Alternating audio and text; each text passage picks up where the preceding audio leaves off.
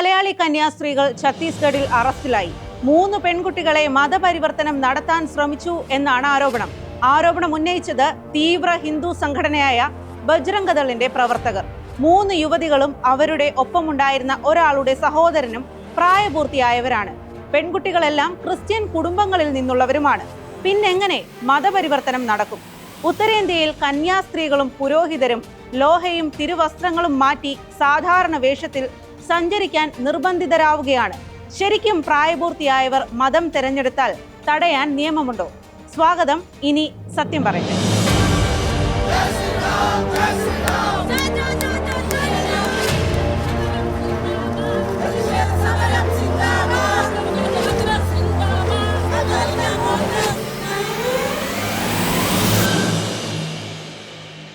Assisi sisters of Mary immaculate.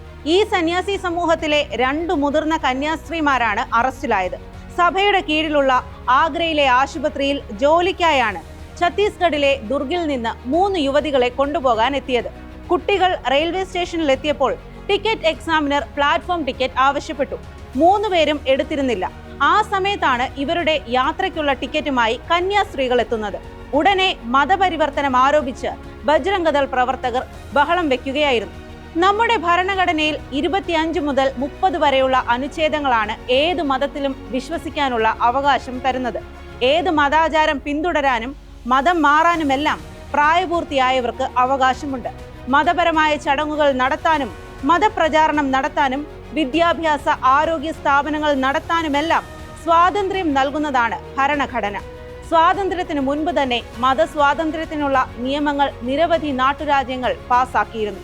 1936 Raigad മതപരിവർത്തന നിയമം, 1942 പാറ്റ്ന മതസ്വാതന്ത്ര്യ നിയമം, 1945 സർഗുജ നിയമം, 1946 ഉദയ്പൂർ മതപരിവർത്തന വിരുദ്ധ നിയമം എന്നിവയൊക്കെ ഇവിടെ ഉണ്ടായിരുന്നു.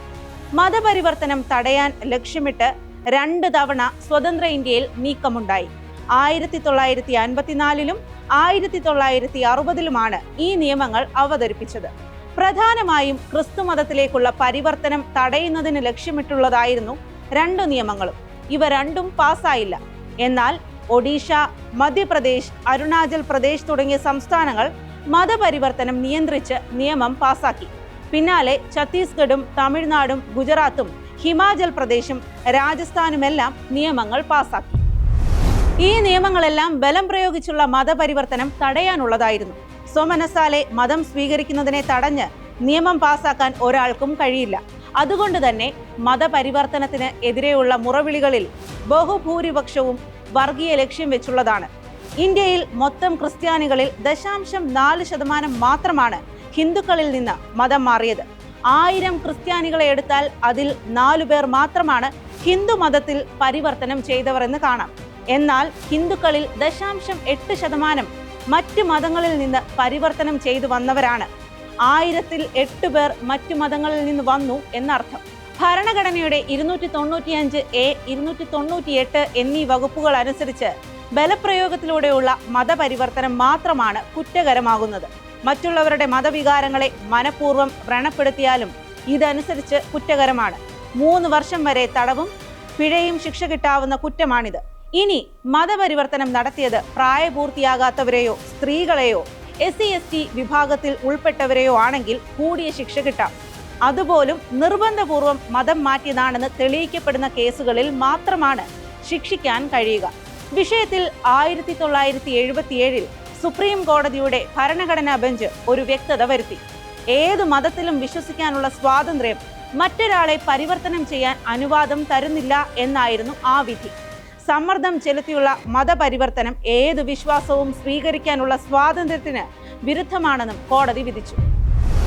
1995 സരള മൃദുകൽ കേസിൽ വ്യത്യസ്തമായ ഒരു വിധി വന്നു. ബഹുഭാര്യാത്വം നിലനിർത്താൻ വേണ്ടി ഇസ്ലാമിലേക്ക് പരിവർത്തനം ചെയ്താൽ അത് അസാധുവാണ് എന്നായിരുന്നു ആ വിധി.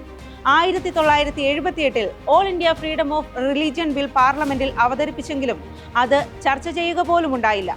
1979 ജനതാ സർക്കാർ വീഴുക കൂടി ചെയ്തതോടെ ആ നിയമം തന്നെ ഇല്ലാതായി. ഛത്തീസ്ഗഡിൽ ഇങ്ങനെ വിവാദമുണ്ടായ സമയത്താണ് ജാർഖണ്ഡിൽ നേർ വിപരീതമായത് സംഭവിച്ചത്. ജാർഖണ്ഡിലെ ഹേമന്ത് സോറൻ സർക്കാരാണ് ഇത്തരം നീക്കങ്ങൾക്ക് തിരിച്ചടി നൽകിയത്. ജൂലൈ 25-ന് സംസ്ഥാനത്തെ ആരോഗ്യരക്ഷാ പദ്ധതിയുടെ പേര് മാറ്റി.